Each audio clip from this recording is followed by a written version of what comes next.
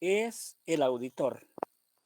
Aunque él individualmente trabaje, no tenga colaboradores, no tenga personal, digamos, que le ayude, él sigue siendo la firma de auditoría, ¿verdad? No, yo al principio considerábamos que se refería a despachos contables, ¿verdad? Pero no, eso lo aclaran las normas. Entonces, la auditoría debería hacerlo una persona, ¿verdad? O firma independiente. Ya hablamos. Parte importante de una buena opinión o de un buen trabajo de auditoría es la independencia que debe tener el auditor respecto de la empresa o del cliente que va a auditar, ¿verdad? De capacidad profesional reconocidas. Esta persona o firma debe ser capaz de ofrecer una opinión imparcial. De ahí donde viene la independencia, la opinión imparcial y profesionalmente experta acerca de los resultados de una auditoría, basándose en el hecho de que su opinión ha de acompañar el informe presentado al término del examen y conociendo que pueda expresarse una opinión basada en la veracidad de los documentos y de los estados financieros y en que no se imponga restricciones al auditor en su trabajo de investigación. Bien, aquí hay un par de cositas que vamos a comentarlas. Eh, Dice que los resultados de auditoría deben basarse sobre toda la información que el auditor va a recabar en el transcurso del trabajo que desarrolla. A esa información se le conoce como evidencia, ¿verdad? El auditor debe obtener evidencia de los hallazgos que encuentra. O sea, él tiene que documentar, ¿verdad? Cualquier situación que a su juicio no se esté desarrollando de la manera adecuada, él va a documentar en sus papeles de trabajo toda esa evidencia, ¿verdad? Al final, cuando él ya tiene toda la evidencia suficiente y que sea apropiada, entonces él ya puede formarse un juicio para emitir una opinión, ¿verdad? Respecto de los estados financieros, que no se impongan restricciones, por supuesto. Eh, si usted tiene planificado efectuar un procedimiento de auditoría, pero la empresa le impide llevarlo a cabo, entonces le está imponiendo una restricción. Por lo tanto, puede ser que esa limitante que le esté poniendo la empresa lo conlleve a dar una opinión adversa o negativa, ¿verdad? O inclusive a abstenerse de opinar. Eso también lo vamos a ver en el transcurso de la auditoría, ¿verdad? Claro, el auditor tiene que investigar, por supuesto, tiene que documentar todo lo que encuentre. Acá es complicado a veces documentar algunas situaciones. Imagínense que una persona dentro de la empresa le comente, ¿verdad? Porque hay personas a veces contrarias a la empresa y cuando uno llega de auditor le dice, mire, fíjese que aquí se están haciendo malas cosas. Aquí hay una persona que está agarrando bienes de la empresa, ¿verdad? Y nunca lo han descubierto. Ahora, eso en materia de auditoría vendría a ser prácticamente una prueba testimonial, ¿verdad? O sea, otra persona le comenta que algo está sucediendo. Desafortunadamente, en materia de auditoría no es válida la prueba testimonial. En este caso, el auditor debe de agotar todos los recursos para obtener evidencia documental, ¿verdad? Lastimosamente la testimonial no es válida, pero sí le puede dar una idea de algunas cosas que estén sucediendo. Claro, yo quiero convertir esa prueba testimonial en una prueba documental. Podría decirle al empleado, mire, cree que podemos levantar un acta donde usted manifiesta eso que me acaba de decir. Entonces, va a ser bien difícil, porque entonces él va a quedar ahí como que es el soplón, ¿verdad? De la empresa y puede tener problemas. Entonces no es válido, pero es muy útil, ¿verdad? Es un insumo, digamos, para el auditor. Yo les cuento a veces algunas experiencias que uno ha tenido, ¿verdad? Y ayuda mucho, como les digo, a veces la técnica de observación, y a veces platicando cosas, uno descubre más situaciones que revisando papeles, ¿verdad? Este ejemplo a mí no se me olvida porque fue así como, no porque uno fuera buen auditor quizás, sino fue más casualidad, pero es un buen ejemplo para que ustedes vean que platicando con la gente uno puede descubrir varias cosas. Fíjense que en una auditoría nosotros íbamos a investigar ¿cómo les digo? El monto de los gastos de, de esa empresa eran extremadamente altos, ¿verdad? Ya alguien nos había dicho de que allí habían gastos que no eran, pero eso, como les digo, es una confesión de alguien, eso no vale. Yo no puedo poner en mi informe, mire, los gastos no son correctos porque una persona manifestó, ¿verdad? No se puede. Si yo digo que el saldo de los gastos, vaya específicamente en los sueldos, no es el correcto, yo debo documentar esa aseveración que estoy haciendo. Por eso es que hay que tener un gran cuidado. Lo que les quiero contar es lo siguiente. Nosotros llegamos a la empresa, digo nosotros porque fuimos con otra persona. Llegamos a la entrada de la empresa, hay una caseta de vigilancia, ¿verdad? Las oficinas están allá bastante adentro. Entonces nosotros llegamos a la caseta de vigilancia y nos salió el vigilante bastante mal educado, digamos, bastante mal creado. Entonces nos identificamos, le dijimos para dónde íbamos, a quién buscábamos, que era el contador, ¿verdad? Generalmente uno como auditor con el contador se entiende con respecto a la información que nos van a dar. Pues entonces nos dice él, espérense un momento, quiero preguntar si los puede atender. Entonces ahí en la caseta él tenía una línea telefónica, levantó el teléfono y habló. Bueno, a saber qué le dijeron, pero de repente sale y me dice, vaya, se van a tener que esperar porque en este momento está ocupado el contador. Ah, ya nos esperábamos, por supuesto, ver esa reacción. Entonces le dijimos, ok, no hay problema. Aquí vamos a esperar. No nos dijo, pasen adelante, ¿verdad? ¿Le esperan allá en la oficina? No, ahí en la caseta, afuera. Pues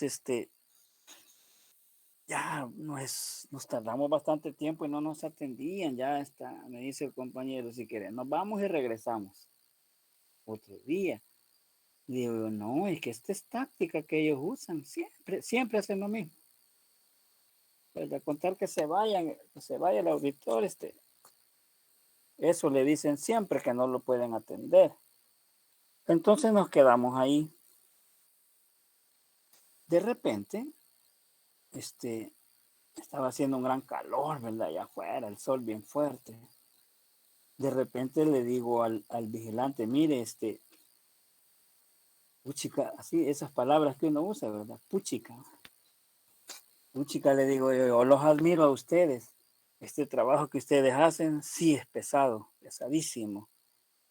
Imagínense, le digo, solo pasar de pie todo el día, eso, no cualquiera.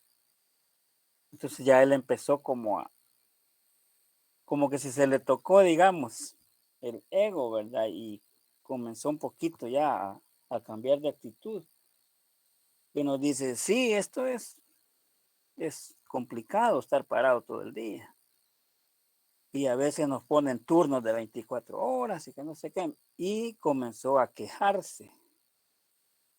Entonces dijimos nosotros, aquí es donde podemos sacar información. Y entonces le decimos, pues sí, pero menos mal que ganan bien, ¿verdad? O sea, el sueldo de ustedes no anda tan mal. Y entonces ahí sale él y me dice, pues que eso es lo peor. Lo peor es lo que nos pagan. Imagínense, ya sale él con el resentimiento y me dice, fíjese, el viejo chucho, así nos dijo, el viejo chucho del patrón nos hace firmar ahí la planilla por $500 y en realidad lo que nos paga son 300. Ay, Dios. Con esa plática nos dio una información que jamás la íbamos a descubrir en papeles.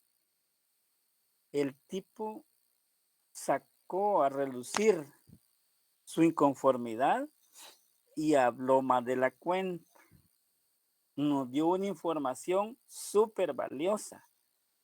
Es decir, no podíamos poner como evidencia lo que él nos manifestó, pero con eso que él nos dijo, ya era un insumo para nosotros, era decir, ok, estamos comenzando a confirmar lo que nos habían dicho, ¿verdad? De que los gastos, hay algo raro en los sueldos.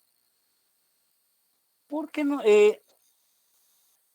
Nosotros ya habíamos hecho un pequeño análisis, ¿verdad? Esos pequeños análisis que uno hace antes de ir a las empresas, pues ya teníamos los estados financieros, digamos, del año anterior y del que íbamos a ir a auditar, y al hacer un simple comparativo de su cuenta sueldos, o sea, se había disparado casi el doble de un año con otro.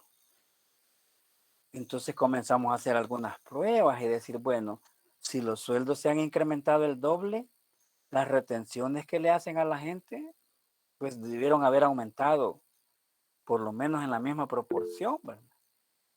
Y ahí venía lo curioso.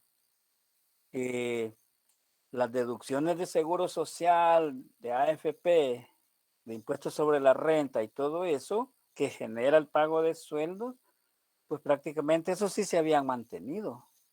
¿Y cómo era posible que solo los sueldos se habían aumentado, ¿verdad? De un año con otro. Entonces, y viene la persona y nos dice eso, de que los hacían firmar por un valor y en realidad les pagaban menos. Entonces ya con eso, pues nosotros tuvimos elementos como para ver cómo podíamos entrarle a esa área de sueldos y llegar a una conclusión, ¿verdad? ¿Qué es lo que estaba pasando? Lick, buenas noches. Hola, hola. Yo conozco un caso en donde los jefes, cuando se enteran de que van a llegar allá a supervisar, como no les pagan el seguro ni el AFP a algunos empleados, entonces lo que hacen es decirles, vaya, no van a venir en esta semana, sino que hasta la próxima. Entonces, Sí, sí, señorita. Le comprendo perfectamente. Y les pagan por lo menos esos días que no van a llegar. que yo sepa, no. Vaya, imagínense qué crueldad, ¿verdad? Yo les digo, nosotros acá estamos viendo una auditoría de estados financieros, pero imagínense que estuviéramos ante una auditoría fiscal, una auditoría de impuestos. yo tengo que entrarle, pero con todo a esa área de gastos, ¿verdad? Porque un contribuyente se reclama más gastos para efectos de pagar menos impuestos. Entonces, en una auditoría de ese tipo, ya las cosas cambian, ¿verdad? Por supuesto que uno como auditor tributario también lleva algunas facultades legales para poder exigir, ¿verdad? Si un contribuyente no me quiere proporcionar información, a mí la misma ley me faculta para aplicarle algunas medidas bastante eh, perjudiciales, digamos, al final para el contribuyente. Eh, Va desde una multa por no presentar la información hasta aplicarle medidas precautorias, se llama. Es decir, se solicita a la fiscalía que gestione las medidas precautorias y ellos tramitan ante un juez, ¿verdad? Y se practica un allanamiento de oficinas, de establecimientos, incluso a la casa particular del contribuyente. Se va también a la oficina del auditor, eh, todas esas cosas donde pueda haber documentación. Y entonces, con una orden judicial, se procede a secuestrar toda la documentación, ¿verdad? Esta documentación se la lleva el juez y ya luego le dice a uno, vaya, aquí está la documentación, venga a hacer su auditoría. Pero ahí estamos en otro tipo de auditoría, ¿verdad? En una auditoría de esta que estamos viendo acá, nosotros no podemos hacer eso. Si el cliente, porque allí es el cliente nuestro, nos pone una limitación a que no podamos hacer algún procedimiento, pues entonces, como les digo, lo más que puede hacer el auditor es dar una opinión negativa o inclusive abstenerse de opinar. Pero esa técnica que la señorita nos ha contado es bastante común, ¿verdad? Cuando hay una revisión así de ese tipo. Hay revisiones de ese tipo. Sí, de cuando amerite vamos a ir hablando un poquito también de cómo se puede actuar en una auditoría tributaria, ¿verdad? Pero no es ese el objetivo de este estudio. Sin embargo, es bueno retomar algunas cosas que suceden allá en esa auditoría por si a nosotros nos toca acá como auditores externos, pues también podríamos eh, como apoyarnos, ¿verdad? En procedimientos de ese tipo. En el caso de si yo como auditor fuera, digamos, mañana a la empresa y de acuerdo con mi programa de auditoría es ir a revisar los sueldos, entonces yo quizás podría decir, bueno, tenía la visita mañana, ¿verdad? Pero ahora es último día de mes, ahora pagan, entonces mejor me voy a ir ahora, ya no voy a ir mañana. Me voy ahora para ver cuál es el proceso que realizan para efectuar los pagos de sueldos, ¿verdad? Es bien oportuno llegar sin avisar, por supuesto, y decir, mire, quiero observar cómo hacen el proceso del pago de planillas. Ajá, entonces me dice el contador, fíjese que aquí se les paga en efectivo, ¿verdad? Aquí todo el mundo. Ah, de verdad, y el dinero ahí lo tienen en caja.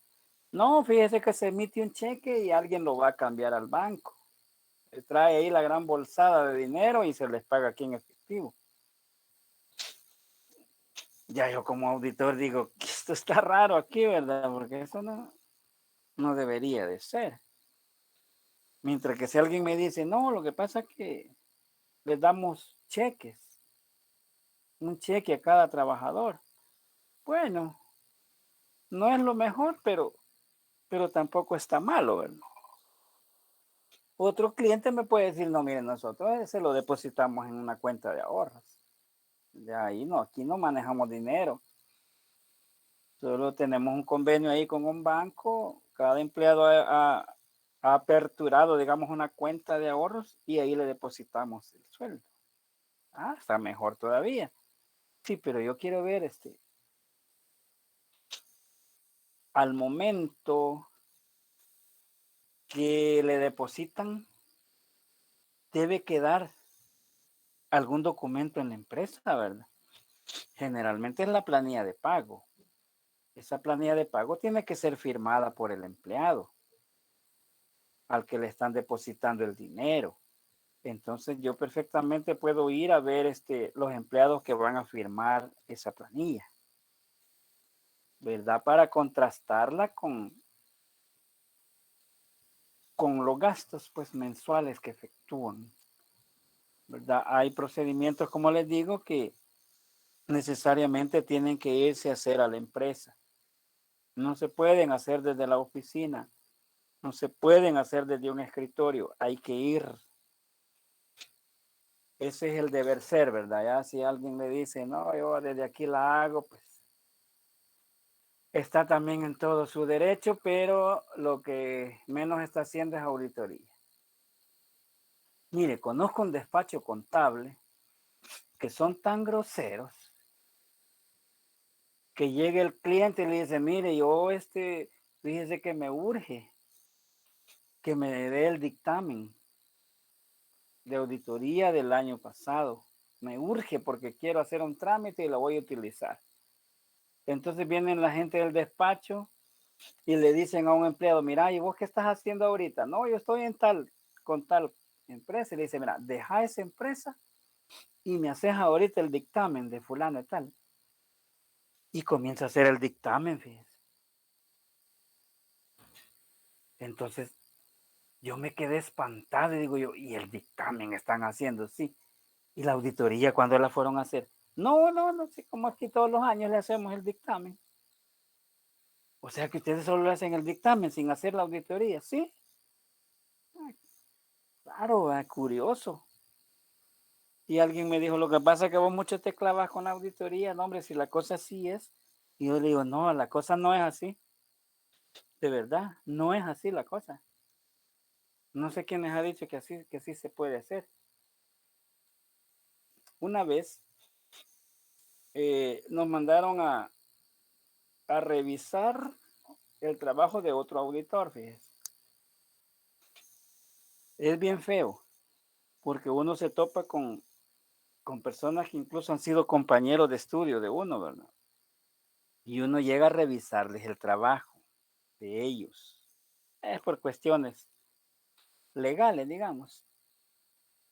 Entonces, dentro de los procedimientos de auditoría que uno hace, para ir a revisar, digamos, el trabajo de otro, es solicitar, en primer lugar, la planificación o planeación de la auditoría, ¿verdad? Eso es de rigor. Y cuando uno llega a eso, los auditores ya han emitido su informe, o sea, la auditoría ya ha sido concluida. Pero uno llega para ver si han cumplido, ¿verdad? Si la auditoría la han realizado de acuerdo con la normativa. Y la normativa dice que toda auditoría debe planificarse. Entonces llega uno y le dice, mira, licenciado, comencemos, ¿verdad? Comencemos en orden. Présteme su planificación de la auditoría.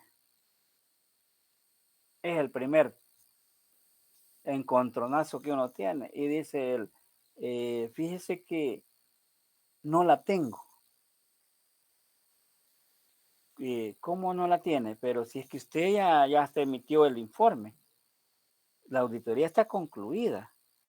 ¿Cómo es que no tiene planificación? O sea que no planificó.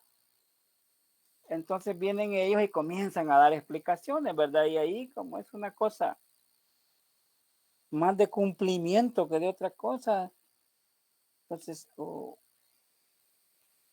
vienen ellos y explican, mire, yo le voy a explicar, ¿verdad?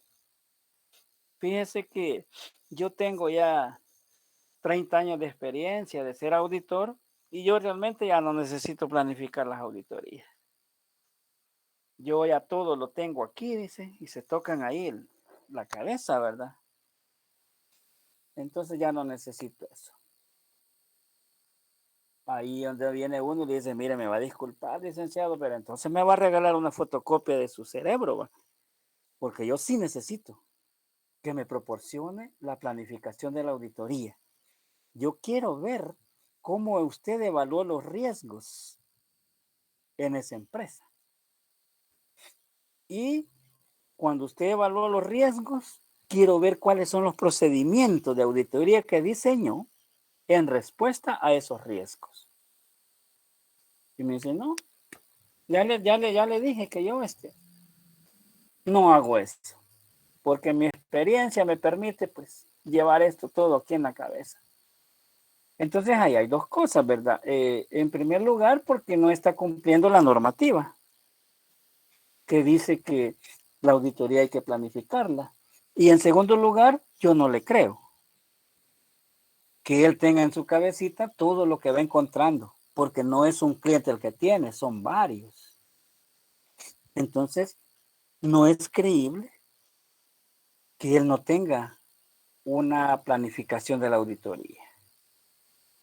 Yo quiero hacerles una pregunta.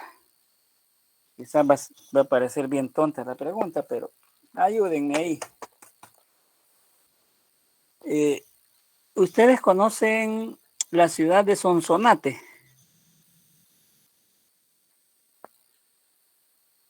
¿Conocen Sonsonate ustedes? Sí. Sí, Sí, no al 100%, pero sí. Sí, pero ya han ido, ¿verdad? Digamos que ya han ido por lo menos una vez. Ahora, ¿ustedes saben cuántas rutas hay para llegar ahí?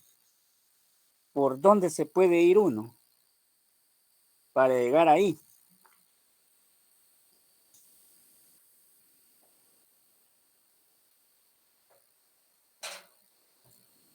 Hola, hola. Depende del punto, De Santa Ana, digamos, tiene razón. Yo presumo de que todos estamos en Santa Ana. Digamos de Santa Ana para Sonsonate, ¿por cuántas rutas se puede ir? Yo conozco 3. Sí, por el momento 3 hay. 3, ¿verdad? ¿Cuáles serían? La ruta de las flores, que sería para mí la más larga. Yéndose por Aguachapán, ¿verdad? Por Aguachapán, sí. Okay. Calle Los Naranjos. Los Naranjos. Y calle Vieja, creo que es carretera vieja. Cerro Verde. Cerro Verde, es correcto. Cerro Verde. Y fíjese que hay otra. Usted se puede ir allá por Armenia. Por el Poliedro a dar la vuelta. Bueno, ahora ya Exactamente. le hicieron un redondel y al Larzo ya más fácil. Vaya, excelente. Tenemos 4 rutas, ¿verdad? Para llegar a Sonsonate. ¿Cuál tomarían ustedes y por qué? ¿Quién me ayuda en eso? Y suponiendo que estamos en Santa Ana, ¿verdad? ¿Por dónde se fueran ustedes y por qué?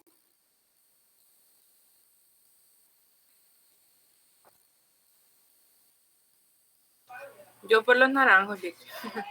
Por los naranjos también. Por los naranjos, ok. ¿Por qué? Porque, Considero que... Bueno, ya leí el primero. Considero que es más cerca, por ahí. Ok. ¿Sí, usted, señorita? Aparte que me queda cerca porque yo vivo por esa zona, o sea, vivo por la UNASA. Me gusta el clima de la ruta de los naranjos y considero que es más cerca de las otras rutas. Vaya.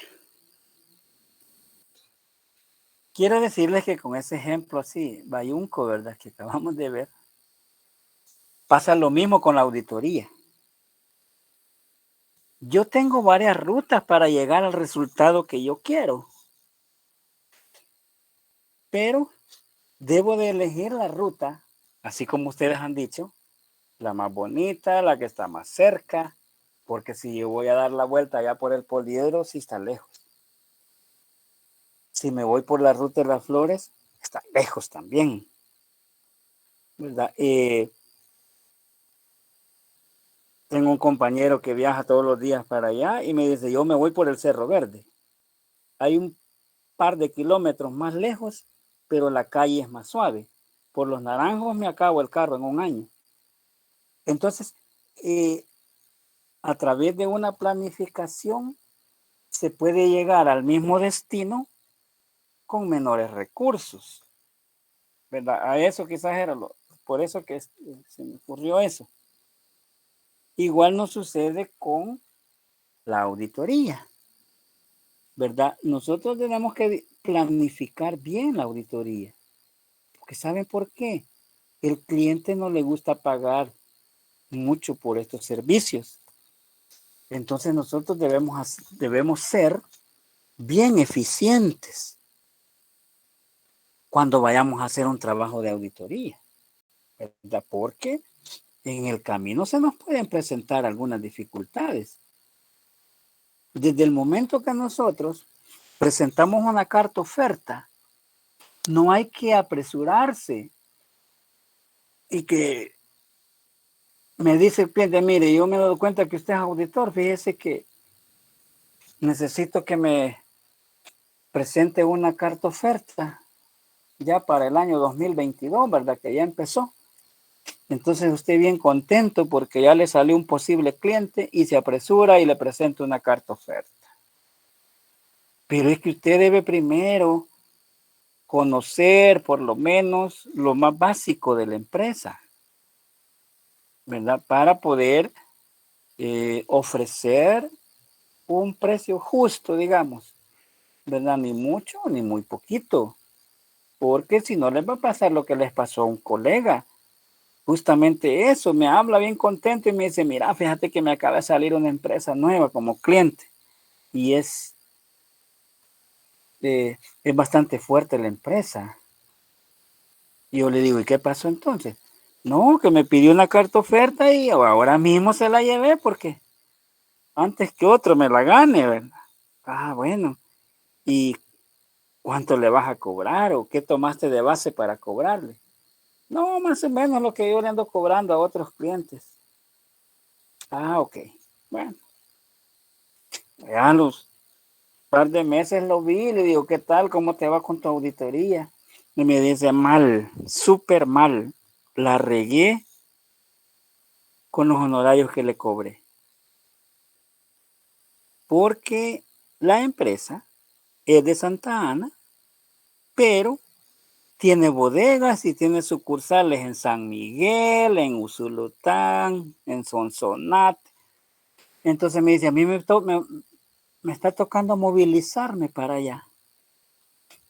Pues sí, para ir a revisar allá las operaciones que se están dando, ¿verdad? En esos sucursales. Entonces ya no me sale la cuenta. Y quise negociar con el cliente. Me dice que si me ayudaba por lo menos con viáticos y todo. Y el cliente me dijo, no, licenciado, usted ya me dijo cuánto me va a cobrar. Estos no son tomates para estarme queriendo subir de precio, no, me dijo. Entonces él salió mal. Ahora, ¿qué le quedaba? Planificar bien su auditoría para que en una visita que él haga lograr abarcar, digamos, la mayor cantidad de áreas que él quiere revisar, ¿verdad? No va a estar yendo todos los días a San Miguel, o sea, no le va a salir la cuenta. Entonces, por eso es que la auditoría debe planificarse, ¿verdad? Porque desde ahí viene la credibilidad de la opinión que dé el auditor, ¿verdad? Desde ahí viene la fe pública. ¿Qué sucedería si usted agarra un cliente y no domina el área en la que opera ese cliente? Vaya, por decirles algo, no es tan complicada el área, pero no todo el mundo. Le sale un cliente que es una empresa que opera en una zona franca. ¿Conoce usted de la normativa de zonas francas? Si no conoce, ahí va a conocer, ¿verdad? Va a saber cómo le va a hacer. Pero el trabajo tiene que hacerlo de calidad, porque al final es su nombre el que va a estar asociado a esos estados financieros. ¿Qué le parece si le sale una auditoría de una empresa que se dedique a la distribución de energía eléctrica? Ahí se manejan un montón de términos puramente de ingeniería eléctrica que uno no sabe, ¿verdad? ¿Cómo le va a hacer? ¿Cómo le va a hacer si usted tiene un cliente, por ejemplo, de compañías de seguros o instituciones financieras? O le sale un cliente, por ejemplo, de esta empresa que tenemos aquí en El Salvador que presta servicios de viajes aéreos. ¿Conoce usted esa normativa? Entonces, no es fácil, ¿verdad? No es fácil agarrar un cliente y solo alegrarse porque es un nuevo ingreso que podemos tener, pero hay que tener cuidado. Ahora, las mismas normas de auditoría nos dicen, mire, si usted agarra un cliente y no maneja algunas áreas, pues no va a ser todo. Si usted no llegara a manejar algunas áreas bien especializadas de esa empresa, puede apoyarse en un especialista. O sea, usted puede apoyarse también de una persona que conozca. Claro que eso usted lo va a pagar, ¿no? A menos que en la oferta que le presente a su cliente le diga, mire, si es necesario contratar los servicios de un especialista, pues iría cubierto, digamos, su honorario por parte de la empresa, del cliente. Ahí ya cambiaría la cosa, pero existe también, ¿verdad? Esa alternativa. La vez pasada estaban criticando unas plazas de auditores que habían estaban esas plazas en varias instituciones, parece que no sé si era en la Corte de Cuentas también y en el Ministerio de Hacienda. Como hoy con el acceso a la información, ¿verdad? Usted puede ver inclusive el presupuesto y las plazas, cuánto gana la gente. Entonces ahí dentro del equipo de auditores vieron que había, por ejemplo, un ingeniero en informática y había un ingeniero químico. Y entonces decía la gente, qué bárbaros, qué descarados son estos, cómo roban. Imagínense cómo va a ser un ingeniero químico, va a ser auditor. Entonces también hay que entender que esas personas son necesarias. Vaya, cuando uno va a ver un laboratorio donde hacen medicina, una droguería, pues, usted tiene que ver los costos de producción. Uno no maneja estas fórmulas y todo de medicina. Ahí es necesario tener un equipo multidisciplinario, ¿verdad? Incluyendo un ingeniero químico, porque él es el que sabe de eso. ¿Qué pasa con un ingeniero en sistemas? Bueno, si ahorita todas las empresas llevan su contabilidad en sistema, usted tendría la certeza de que ese software que está utilizando su cliente es creíble. Sí, como que no va a ser creíble. No, pero usted tiene la capacidad de ver si ese sistema realmente es creíble. Yo les digo porque nosotros vemos una empresa de estas grandes, pero grandísima. Tiene en cada uno de esos establecimientos tiene, digamos, 8 cajas registradoras, ¿verdad? Y no son cajas registradoras de esas mecánicas, ya son Ya son sistemas pues de facturación, ¿verdad? Cuando usted pasa a comprar ahí, a todo mundo le dan su ticket. El punto es que se descubrió que a nivel de sistema informático, esas cajas registradoras estaban programadas, que después de las 6 de la tarde le emitían el ticket, pero ya no registraban la venta. Entonces, claro, usted decía, no, aquí no es posible, si acá a todo el mundo le dan ticket. Sí, pero internamente el sistema estaba así arreglado para no declarar todas las ventas, no reflejar todos los ingresos. ¿Somos capaces nosotros de detectar eso en un sistema informático complejo? Pues a lo mejor ustedes sí, ¿verdad? Pero yo les soy honesto, yo no. Entonces ahí es donde se necesita la intervención de un experto, ¿verdad? Si es una auditoría externa que estamos haciendo, usted perfectamente puede contratar a un tercero para que él le apoye en esa área específica que usted no domina. Usted va a seguir siendo el responsable del informe que va a dar al final, ¿verdad? No va a decir, no, es que yo di ese informe porque el ingeniero así me dijo. No, usted se apoyó en él, pero la responsabilidad sigue siendo suya. Muy bien, ¿algún comentario? ¿Quejas, comentarios, chistes? Por el momento no le. Vaya, entonces vamos a continuar. Vamos a continuar.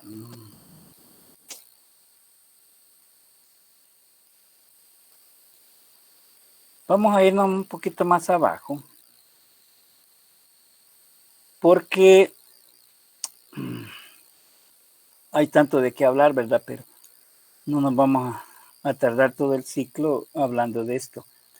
Acá me voy a ir a una definición de lo que es auditoría. Está en la página 3 y pasa a la página 4 del documentito que está ahí, que es el que estamos viendo.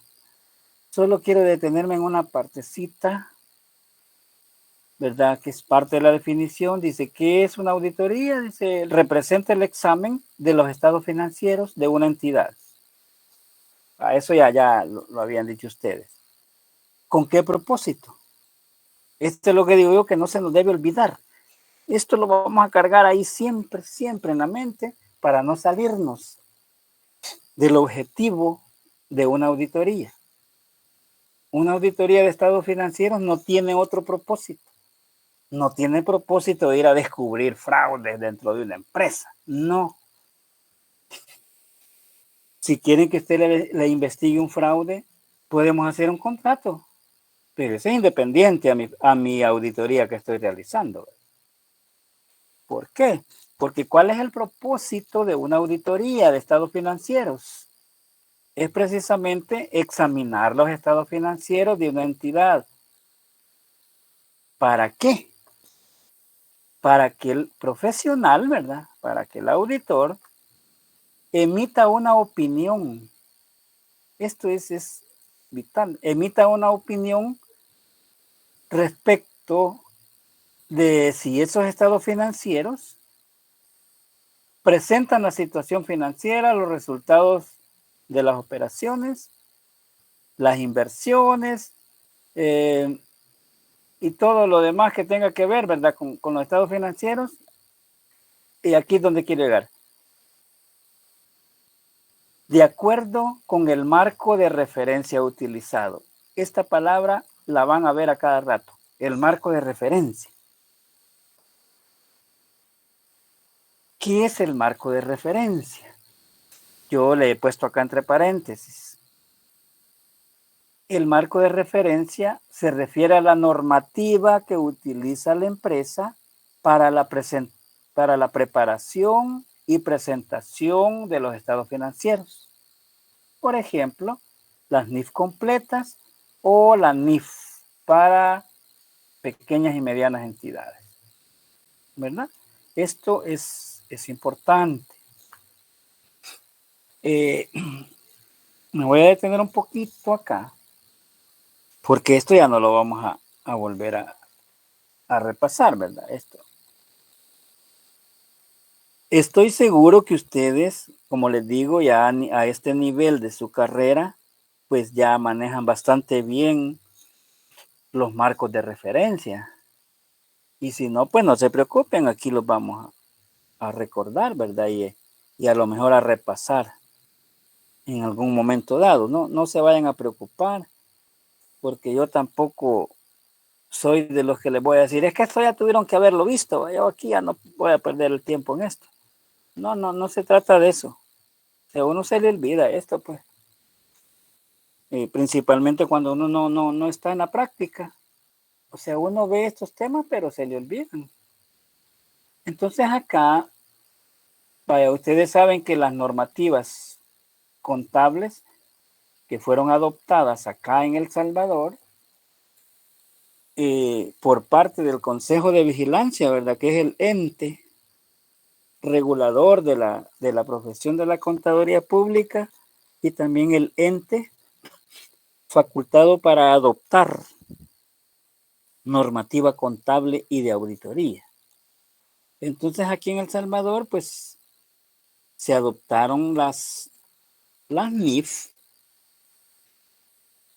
y por cierto que casi ninguna empresa se metió a ese rollo, ¿verdad? Como que si no le dieron mucha importancia.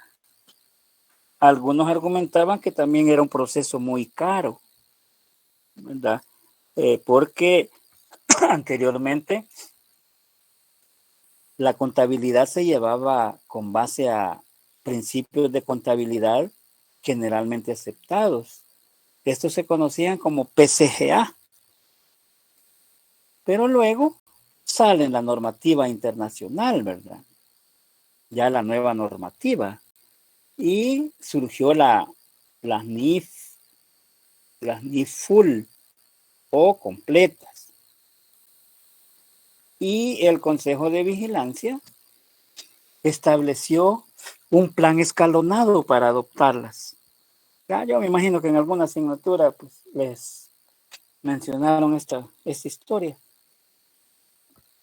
El Consejo dijo, bueno, vamos a adoptar las NIF completas. Y todas las empresas van a estar obligadas a llevar su contabilidad de acuerdo a esta normativa. Pero estableció un calendario, digamos, para que las empresas adoptaran esa norma. En el primer año era obligación que las adoptaran las empresas que cotizan en bolsa de valores, ¿verdad? Todas las empresas que cotizan en bolsa de valores tenían que adoptar las NIF en el primer año. En el segundo año tenían que adoptarlas todas aquellas empresas que estaban clasificadas como grandes empresas, ¿verdad? En el tercer año, grandes empresas y bancos, ¿verdad? Y en el tercer año, las medianas empresas. Y así, ¿verdad? Ya a partir de ahí, pues ya todo el que quisiera. Pero resulta que pasaron los años y no las adoptaron. Los bancos bien fácil se zafaron y dijeron, nosotros no podemos adoptar las NIF porque la superintendencia nos emite nuestra propia normativa, que son las normas de contabilidad bancaria. ¿Verdad? Ya no sé si ya llevaron esa asignatura o cuando la lleven ahí se las van a mencionar. Las normas de contabilidad bancaria es obligatorio para ellos utilizarla. Entonces dicen, no podemos estar utilizando dos normativas. O utilizamos las NIF o utilizamos las normas que emite la superintendencia. Entonces ellos dicen, nosotros nos quedamos con las de la superintendencia, porque si no nos multan. Total que así pasó el tiempo y pocas empresas adoptaron normativa de esta. Vine allá por el 2000, no sé si 2009. Viene este organismo internacional encargado de emitir normativa y sacó la primera versión de una norma y le llamó NIF para pymes. ¿verdad? O sea, norma internacional de información financiera para pequeñas y medianas entidades o pequeñas y medianas empresas. ¿Qué es lo que hizo la NIF para pymes? Bueno, pues hizo prácticamente como un resumen de todas las NIF y las incorporó en una sola. De tal manera que la NIF para pymes está estructurada por secciones, ¿verdad? Ahí en cada sección metió temas que las abordaban las NIF completas, ¿verdad? Y entonces surgió otro problema. Bueno, dijo el consejo, vamos a adoptar entonces la NIF para pymes, o sea, las pequeñas y medianas entidades. Entonces viene el dilema, ¿y qué empresas son pequeñas y medianas? ¿Verdad? Porque, vaya, para ponerles un ejemplo, voy a mencionar nombres por ponerles un ejemplo, ¿no? Porque en opinión de ustedes, esta empresa Callejas SADCB, ¿consideran ustedes que es grande o es mediana? ¿Saben quién es Callejas, verdad? Super Selectos. ¿Es grande empresa? Sí, para mí que también es grande empresa. Es gran empresa. Gran empresa, sí. Es grande. Ok.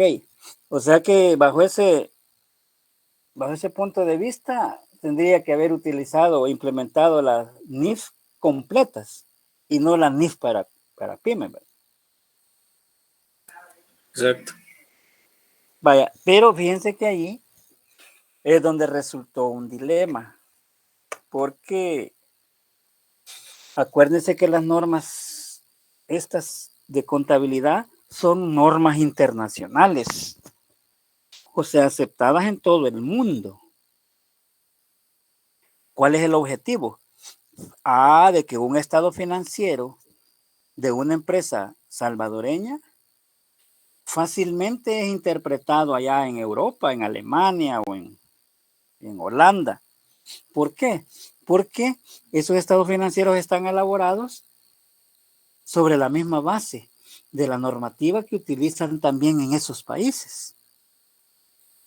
Entonces, se vuelve fácil, digamos, para un inversionista agarrar un estado financiero de una empresa salvadoreña y sabiendo que está preparado y presentado de conformidad con normativa internacional, pues entonces ellos lo comprenden fácilmente allá. Pero se dio un problema de que Super Selectos, por ejemplo, allá en Europa, es una tiendita. Super Selectos es grande para nosotros acá en El Salvador. Pero a nivel de Estados Unidos o Europa, Super Selectos es pequeñito. Porque hay cadenas mundiales de tiendas, ¿verdad? Que incluso ni aquí hay en el país. Porque no les interesa el mercado salvadoreño. Son tan grandes que ni siquiera les interesa venir acá al país. Entonces es relativo lo de gran empresa o mediana. Y alguien puede sentir bien ofensivo, decir, los Super Selectos son medianas. Pues para nosotros en El Salvador son grandes, como les digo. Pero pregúntenle a un gringo, ni lo conocen, Selectos creo que no hay en Estados Unidos. Entonces se empezó a dar ese dilema. Bueno, y entonces, ¿cuáles van a ser pequeñas y medianas? Viene la misma norma y de manera muy inteligente dijo, miren, no nos metamos a problemas. Las pequeñas y medianas entidades no las vamos a calificar con relación al tamaño que uno cree, ¿verdad? No, que este es grande, este es pequeña. Como les digo, eso es muy relativo. Entonces viene la norma y dijo, no. Pequeñas y medianas entidades se van a considerar aquellas que cumplan dos requisitos. Primero, que sus acciones no se coticen en bolsa de valores. Es el primer requisito. Y el segundo, que no tenga obligación de rendir información pública. Ay, eso, ¿verdad? Ah, pues sí, ya está fácil. Pues sí, pero ¿qué es eso? Bueno, yo no sé si Calleja cotiza sus acciones en bolsa de valores. Si yo tendría, digamos, unos centavitos ahí sobrantes, ¿verdad? Y los quiero invertir, me voy a la bolsa de valores y compro unos 10 acciones de Super Selectos. Yo no sé, realmente lo desconozco. Si Selectos cotiza en bolsa de valores sus acciones, no es mediana. Si no cotiza en bolsa de valores, por muy enorme que veamos los establecimientos, esa se califica como mediana entidad. Y el otro requisito, que no tenga obligación de rendir información al público. Selecto no tiene obligación de rendir la información a nadie. Diferentes son los bancos. ¿Por qué los bancos sí tienen obligación de rendir información al público? Porque trabajan con fondos del público, ¿verdad? Un banco capta dinero de la gente a través de las cuentas de ahorros y cuentas corrientes. Viene el banco, toma ese dinero y lo da en préstamo. Por eso es que el giro de los bancos se llama intermediación financiera. Ese es el giro de los bancos. Ellos se dedican a la intermediación financiera. O sea, captan dinero del público. A mí no me pagan ni el 1% por tener dinero en una cuenta de ahorros, pero toman mi dinero y lo prestan. Y lo prestan al módico 10% o más, ¿verdad? Y a mí no me pagan ni el 1%. Sí, pero eso ya es una cosa del giro, ¿verdad? Pero por el hecho de estar manipulando, digamos, dinero del público, ellos sí están obligados a publicar estados financieros. Por eso es que en los periódicos de circulación nacional, los bancos están obligados a publicar 2 veces al año, por lo menos, sus estados financieros, ¿verdad? Ahí en junio tienen que publicar sus estados financieros intermedios y tienen que publicar en diciembre también. Eso todo el mundo ve esos adelante porque son publicados en los periódicos. Pero las demás empresas no están obligadas, porque como no trabajan con fondos del público, sino que son fondos de los dueños. Por lo tanto, si esta empresa que nosotros hemos mencionado no cotiza en bolsa de valores y no tiene obligación de rendir información al público, por muy grande que a nosotros nos parezca esa empresa, esa se clasifica como mediana entidad para efectos de adoptar la normativa contable. O sea que en el caso de Super Selectos, perfectamente puede estar utilizando la NIF para pymes, ¿verdad? Y no es porque sea pequeñita para nosotros. No, aquí en El Salvador es gran empresa. Pues sí, pero ya las normas ya no vieron desde esa perspectiva las empresas, si son grandes o pequeñitas, tomando como parámetros niveles de ingresos o número de empleados que tienen. No, ¿verdad? Para efectos de normativa, esos fueron los 2 parámetros. Vaya, hasta ahí es como, ¿por qué es que las empresas deben adoptar, digamos, normativa? ¿Y por qué estamos hablando de eso? Porque nosotros como auditores, cuando vayamos a revisar las operaciones contables de la empresa, tenemos que saber qué marco de referencia están utilizando. Si son NIF completas, si es la NIF para pymes, o si no es ninguna de las dos. Porque todavía hay un montón de empresas que no han adoptado normativa. Se están quedando con principios anteriores. Ahora, aquí viene el otro punto. El otro punto como de discusión, digamos. Y aquí lastimosamente, pues, hay que hablar a lo mejor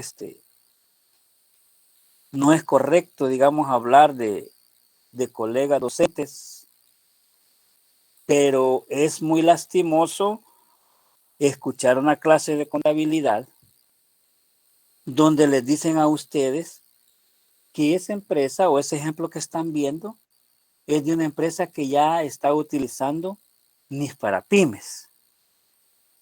Y yo le preguntaba un día a un docente, ¿verdad? Que amigo mío, le digo, mira, ¿y por qué les decís eso, muchachos? No, porque yo ya les estoy dando los nombres de las cuentas que se utilizan, ¿verdad? Por ejemplo, efectivo y equivalentes, cuentas por cobrar comerciales, no sé qué cosa. O ya no se llama activo fijo, hoy se llama propiedad, planta y equipo. Ah, es interesante. Entonces, por el hecho de que ya le cambiaste el nombre de las cuentas, entonces ya estamos utilizando NIF para pymes. Sí, no sé qué. Nada más alejado de la realidad. Esto no tiene nada que ver con la aplicación de las normas. Totalmente en la luna. La normativa contable lo que ha venido a hacer es a revolucionar un montón de criterios que los contadores manejábamos. Y alguien me va a decir, este de lo que está hablando, ya se perdió. No. Les estoy platicando un poquito del contexto, de las situaciones que nos vamos a ir a enfrentar como auditores, ¿verdad? Es que si yo voy a dar una opinión y voy a decir las cifras de ese balance están bien, hombre, yo tengo que estar seguro de que está bien, ¿verdad? Y dicho sea de paso, ya la normativa de auditoría y contable también ya eliminó de su diccionario la palabra exactitud. Eso también quiero que lo tengan claro. Antes decía uno, en mi opinión, los estados financieros reflejan con exactitud. No existe eso ya. A nivel contable no existe la exactitud. ¿Y hoy cómo se llama? Hoy se llama razonabilidad. Las cifras de los estados financieros presentan razonablemente la situación. ¿Y por qué quitaron la exactitud? Porque la contabilidad no es exacta. ¿Cómo que no va a ser exacta? Si yo de los documentos agarro ahí las cifras. No, lo que pasa es que hay muchas cuentas que están formadas por estimaciones. Y una estimación por eso se llama así, porque no es exacta. Vaya, si una empresa vende crédito y establece una estimación para cuentas incobrables, ese saldo de esa cuenta no es cierto. No es cierto que ese saldo que está ahí es lo que no me va a pagar, me van a pagar los clientes. Por supuesto que no. Es una estimación. La depreciación, ¿creen ustedes que eso es verdad? Que a mí me costó $10,000 un bien y al siguiente año ya se depreció en $2,000. Eso es mentira, ese bien ya no puede servir para nada. Ya se depreció totalmente. No, pero como hay un plazo, ¿verdad? Vaya, entonces es una estimación. Por lo tanto, al haber demasiadas estimaciones ya no se puede hablar de exactitud, ¿verdad? Por eso es que también el auditor cuando da su opinión dice que los estados financieros presentan razonablemente. Bueno, pero volvamos al punto. No estamos en contabilidad, pero tenemos que hablar de ello. ¿Qué cosa nos vino a revolucionar la normativa contable que se ha adoptado? Bueno, dos cosas. Dos cosas que en términos generales pues las podemos resumir en valuación y presentación. Ahí me van a disculpar, no me ánimo a estar repasando contabilidad con ustedes. Yo sé que ustedes lo manejan, pero yo quiero que estemos claros, digamos, a lo que nos vamos a enfrentar como auditores cuando tengamos un estado financiero, ¿verdad? ¿Qué es lo que nos vino a revolucionar, por ejemplo, tanto las NIF completas como las NIF para pymes? Viene estas normas y nos dice que cuando la empresa, por ejemplo, adquiere un bien, la empresa va a tener que hacer dos registros. El primero, cuando lo adquiere, lógicamente, ¿verdad? La norma le llama reconocimiento inicial. Entonces usted registró la compra del bien al valor que le costó. Pues. No hay otro. Y antes, así se quedaba la cuenta. Por ejemplo, usted veía su inventario y decía, mire, ¿usted cuánto tiene en inventario? Tengo tanto. ¿Y eso cómo está formado? No, es que a ese valor compré yo este inventario. Por eso es que así está en el balance. Ok. Viene la norma 309 y dice, Ya no. Ahora, eso fue el momento inicial, el reconocimiento inicial. Ahora, le dice la norma, cuando usted haga su cierre contable, me va a cambiar ese valor. Y a eso se le llama medición posterior.